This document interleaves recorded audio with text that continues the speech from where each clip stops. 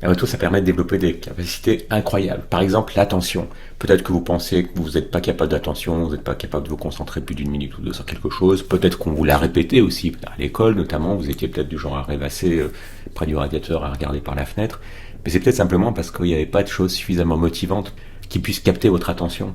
Eh bien, avec la moto, vous allez vite vous rendre compte que comme vous avez cette motivation, du fait que votre trajet se passe bien, que vous arriviez en bon état, en bonne santé, que la moto aussi arrive en bon état, tout ça, ça motive à bien se concentrer. On se rend compte qu'on a une aptitude à l'attention qui est bien supérieure à celle qu'on avait pu croire avant la pratique de la moto.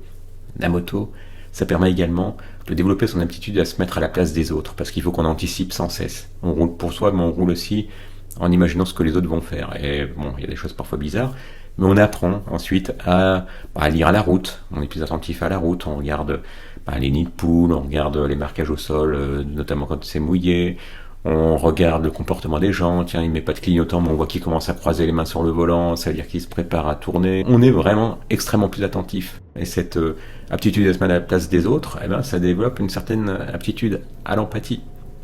La moto, ça développe la camaraderie et la solidarité.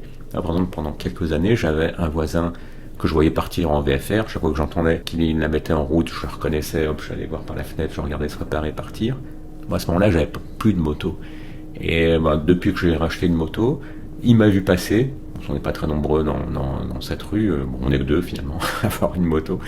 Alors que ni l'un ni l'autre n'était en moto ce jour-là, lui est venu me parler, il est venu me voir, il dit c'est pas vous qui avez la Honda rouge. On s'est mis à parler, on a parlé comme ça pendant une vingtaine de minutes, alors que pendant des années, on se croisait, on se disait juste bonjour, un signe de la tête, et sans plus. La moto, ça développe un intérêt pour la mécanique, parce que en moto, on voit bien plus de choses. En voiture, tout est caché par la carrosserie, mais avec votre moto, vous voyez le moteur, vous voyez les disques, vous voyez les carburateurs, si vous avez une moto ancienne, etc. Ça éveille un peu plus l'intérêt.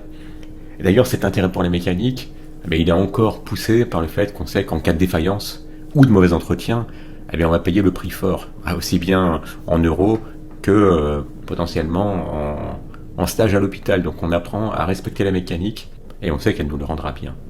La moto, c'est quelque chose qui nous rappelle qu'on a au fond de nous toujours cette âme d'enfant.